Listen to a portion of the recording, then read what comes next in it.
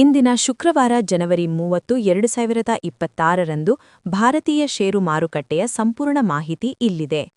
ಮಾರುಕಟ್ಟೆಯ ಮುಖ್ಯಾಂಶಗಳು. ಬಜೆಟ್ ಪೂರ್ವ ಜಾಗರೂಕತೆ. ಫೆಬ್ರವರಿ 1ರ ಬಜೆಟ್ ಮೇಲಿನ ನಿರೀಕ್ಷೆ ಮತ್ತು ಜಾಗತಿಕ ಮಾರುಕಟ್ಟೆಯ ಅನಿಶ್ಚಿತತೆಯಿಂದಾಗಿ ಹೂಡಿಕೆದಾರರು ಲಾಭಾಂಶವನ್ನು ಕಾಯ್ದಿರಿಸಲು ಮುಂದಾದರು. ವಲಯವಾರು ಪ್ರದರ್ಶನ. ಇಂದು ಲೋಹ ಮತ್ತು ಐಟಿ ವಲಯದ ಷೇರುಗಳು ಅತಿ ಹೆಚ್ಚು ಕುಸಿತ ಕಂಡಿವೆ. ವಿಶೇಷವಾಗಿ ಮೆಟಲ್ ಇಂಡೆಕ್ಸ್ 5%ಗಿಂತ ಹೆಚ್ಚು ಕುಸಿಯಿತು. ಮತ್ತೊಂದೆಡೆ ಎಫ್ಎಂಸಿಜಿ ಮತ್ತು ಮೀಡಿಯಾ ವಲಯಗಳು ಅಲ್ಪ ಏರಿಕೆ ಕಂಡವು. ರೂಪಾಯಿ ಮೌಲ್ಯ. ಅಮೆರಿಕನ್ ಡಾಲರ್ ಎದುರು ಭಾರತೀಯ ರೂಪಾಯಿ ಮೌಲ್ಯ ಇಂದೂ ಕೂಡ ಕುಸಿತ ಕಂಡಿದ್ದು ದಾಖಲೆಯ 91.98 ಮಟ್ಟಕ್ಕೆ ತಲುಪಿದೆ. ಇಂದಿನ ಲಾಭ ಮತ್ತು ನಷ್ಟದ ಷೇರುಗಳು. ಹೆಚ್ಚು ಲಾಭ ಗಳಿಸಿದವರು ಎಂ&ಎಂ, ಎಸ್ಬಿಐ, ಐಟಿಸಿ, ಹೂತಿನ್ ಯೂನಿಲೀವರ್ ಮತ್ತು ಟೈಟನ್.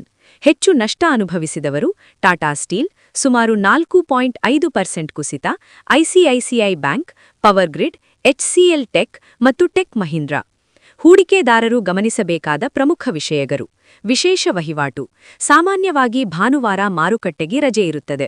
ಆದರೆ ಫೆಬ್ರವರಿ 1 ಭಾನುವಾರದಂದು ಬಜೆಟ್ ಇರುವುದರಿಂದ ಅಂದು ಬೆಳಿಗ್ಗೆ 9:15ರಿಂದ ಮಧ್ಯಾಹ್ನ 3:30ರವರೆಗೆ ಮಾರುಕಟ್ಟೆ ಎಂದಿನಂತೆ ಕಾರ್ಯನಿರ್ವಹಿಸಲಿದೆ.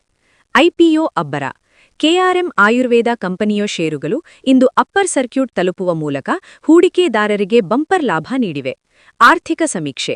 ನಿನ್ನೆ ಮಂಡನೆಯಾದ ಆರ್ಥಿಕ ಸಮೀಕ್ಷೆಯು ಭಾರತದ ಜಿಡಿಪಿ ಬೆಳವಣಿಗೆಯನ್ನು 6.8%ರಿಂದ 7.2%ರಷ್ಟು ಅಂದಾಜಿಸಿದೆ. ಇದು ಮಾರುಕಟ್ಟೆಗೆ ಧನಾತ್ಮಕ ಸಂಕೇತವಾಗಿದೆ. ವಲಯವಾರು ವಿಶ್ಲೇಷಣೆ. Sectoral deep dive. ಲೋಹದ ವಲಯದ ಕುಸಿತ. ಇಂದು ಮಾರುಕಟ್ಟೆಯಲ್ಲಿ ಅತಿ ದೊಡ್ಡ ಏಟು ಬಿದ್ದಿದ್ದು ಮೆಟಲ್ ಷೇರುಗಳಿಗೆ. ಟಾಟಾ ಸ್ಟೀಲ್ ಮತ್ತು ಜೆಎಸ್ಡಬ್ಲ್ಯೂ ಸ್ಟೀಲ್ ದೊಡ್ಡ ಇಳಿಕೆ ಕಂಡವು. ಇದಕ್ಕೆ ಮುಖ್ಯ ಕಾರಣ ಚೀನಾದ ಆರ್ಥಿಕ ಬೆಳವಣಿಗೆಯ ಕುಂಠಿತ ಮತ್ತು ಜಾಗತಿಕ ಬೇಡಿಕೆಯಲ್ಲಿನ ಇಳಿಕೆ. ಬ್ಯಾಂಕಿಂಗ್ ವಲಯದಲ್ಲಿನ ಒತ್ತಡ. ನಿಫ್ಟಿ ಬ್ಯಾಂಕ್ ಇಂದು ಕೆಂಪು ಬಣ್ಣದಲ್ಲಿ ವಹಿವಾಟು ಮುಗಿಸಿದೆ. ಐಸಿಐಸಿಐ ಬ್ಯಾಂಕ್ನಂತಹ ದೊಡ್ಡ ಬ್ಯಾಂಕುಗಳ ಷೇರುಗಳ ಮೇಲೆ ಲಾಭಾಂಶ ಕಾಯ್ದಿರಿಸುವ ಅಥವಾ ಪ್ರಾಫಿಟ್ ಬುಕಿಂಗ್ ಪ್ರಕ್ರಿಯೆ ನಡೆದಿದೆ. ಆಟೋಮೊಬೈಲ್ ಏರಿಕೆ. ಇಂದಿನ ಕುಸಿತದ ನಡುವೆಯೂ ಮಹೀಂದ್ರಾ ಅಂಡ್ ಮಹೀಂದ್ರಾ ಷೇರುಗಳು ಉತ್ತಮ ಪ್ರದರ್ಶನ ನೀಡಿದವು. ಗ್ರಾಮೀಣ ಭಾಗದಲ್ಲಿ ವಾಹನಗಳ ಬೇಡಿಕೆ ಹೆಚ್ಚಾಗಬಹುದು ಎಂಬ ನಿರೀಕ್ಷೆ ಇದಕ್ಕೆ ಕಾರಣ. 1. ಎಫ್ಎಫ್ಐ ಮತ್ತು ಡಿಐಐ ಚಟುವಟಿಕೆ. ಮಾರುಕಟ್ಟೆಯ ದಿಕ್ಕನ್ನು ನಿರ್ಧರಿಸುವ ಈ ಎರಡು ಶಕ್ತಿಗಳ ಇಂದಿನ ಪ್ರವೃತ್ತಿ ಗಮನಾರ್ಹನಾಗಿದೆ. ವಿದೇಶಿ ಸಾಂಸ್ಥಿಕ ಹೂಡಿಕೆದಾರರು ಎಫ್ಐಐ. ಕಳೆದ ಕೆಲವು ದಿನಗಳಿಂದ ವಿದೇಶಿ ಹೂಡಿಕೆದಾರರು ಭಾರತೀಯ ಮಾರುಕಟ್ಟೆಯಿಂದ ಹಣವನ್ನು ಹಿಂಪಡೆಯುತ್ತಿದ್ದಾರೆ. ಸೆಲ್ಲಿಂಗ್. ಅಮೆರಿಕದ ಬಾಂಡ್ ಗಳಿಕೆ ಹೆಚ್ಚುತ್ತಿರುವುದು ಇವರನ್ನು ಭಾರತದಿಂದ ಹೊರಹೋಗುವಂತೆ ಮಾಡುತ್ತಿದೆ. ದೇಶೀಯ ಸಾಂಸ್ಥಿಕ ಹೂಡಿಕೆದಾರರು ಡಿಐಐ. ಎಫ್ಎಫ್ಐ ಮಾರಾಟ ಮಾಡುತ್ತಿದ್ದರೆ ಭಾರತದ ಮ್ಯೂಚುವಲ್ ಫಂಡ್ ಕಂಪನಿಗಳು ಮತ್ತು ಎಲ್ಐಸಿನಂತಹ ಸಂಸ್ಥೆಗಳು ಷೇರುಗಳನ್ನು ಖರೀದಿಸುವ ಮೂಲಕ ಮಾರುಕಟ್ಟೆ ಅತಿಯಾಗಿ ಕುಸಿಯದಂತೆ ತಡೆಯುತ್ತಿವೆ. ರೂಪಾಯಿ ಕುಸಿತ ಮತ್ತು ಅದರ ಪರಿಣಾಮ. ಭಾರತೀಯ ರೂಪಾಯಿ ಮೌಲ್ಯವು ಪ್ರತಿ ಡಾಲರ್ ಎದುರು 91.98 ಮಟ್ಟಕ್ಕೆ ಕುಸಿದಿದೆ. ಇದು ಎರಡು ರೀತಿಯ ಪರಿಣಾಮ ಬೀರುತ್ತದೆ. ರಫ್ತುದಾರರಿಗೆ ಲಾಭ.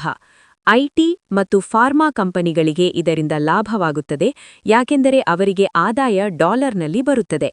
ಆಮದುದಾರರಿಗೆ ನಷ್ಟ. ಕಚ್ಚಾ ತೈಲ ಆಮದು ಮಾಡಿಕೊಳ್ಳುವುದು ದುಬಾರಿಯಾಗುತ್ತದೆ, ಇದು ಹಣದುಬ್ಬರಕ್ಕೆ ಕಾರಣವಾಗಬಹುದು. ಆರ್ಥಿಕ ಸಮೀಕ್ಷೆ ನೀಡಿದ ಸುಳಿವು.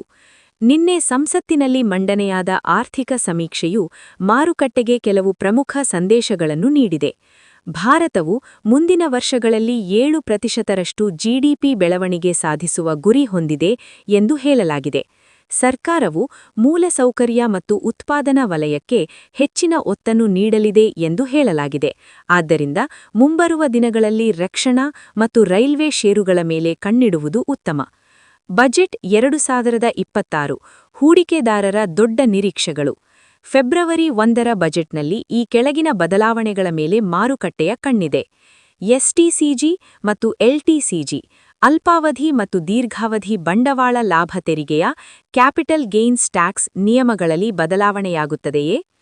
ವೈಯಕ್ತಿಕ ಆದಾಯ ತೆರಿಗೆ. ಮಧ್ಯಮ ವರ್ಗದವರಿಗೆ ತೆರಿಗೆ ವಿನಾಯಿತಿ ಸಿಕ್ಕರೆ ಜನರ ಬಳಿ ಖರ್ಚು ಮಾಡಲು ಹಣ ಉಳಿಯುತ್ತದೆ. ಇದರಿಂದ ಎಫ್ಎಂಸಿಜಿ ಕಂಪನಿಗಳ ಷೇರುಗಳು ಏರಬಹುದು. ಸಾರಾಂಶ. Quick summary. ಮಾರುಕಟ್ಟೆಯು ಈಗ ವೇಟ್ ಆಂಡ್ ವಾಚ್ ಮೋಡ್ನಲ್ಲಿದೆ. ಬಜೆಟ್ ಘೋಷಣೆಯಾಗುವವರೆಗೆ ದೊಡ್ಡ ಮಟ್ಟದ ಏರಿಳಿತಗಳು ವೊಲಾಟಿಲಿಟಿ ಮುಂದುವರಿಯುವ ಸಾಧ್ಯತೆಯಿದೆ. ಹೂಡಿಕೆದಾರರು ಈ ಸಮಯದಲ್ಲಿ ಆತುರಪಟ್ಟು ದೊಡ್ಡ ಮೊತ್ತದ ಹೂಡಿಕೆ ಮಾಡುವುದಕ್ಕಿಂತ ಬಜೆಟ್ ನಂತರ ಮಾರುಕಟ್ಟೆಯ ದಿಕ್ಕನ್ನು ನೋಡಿ ನಿರ್ಧಾರ ತೆಗೆದುಕೊಳ್ಳುವುದು ಸೂಕ್ತ.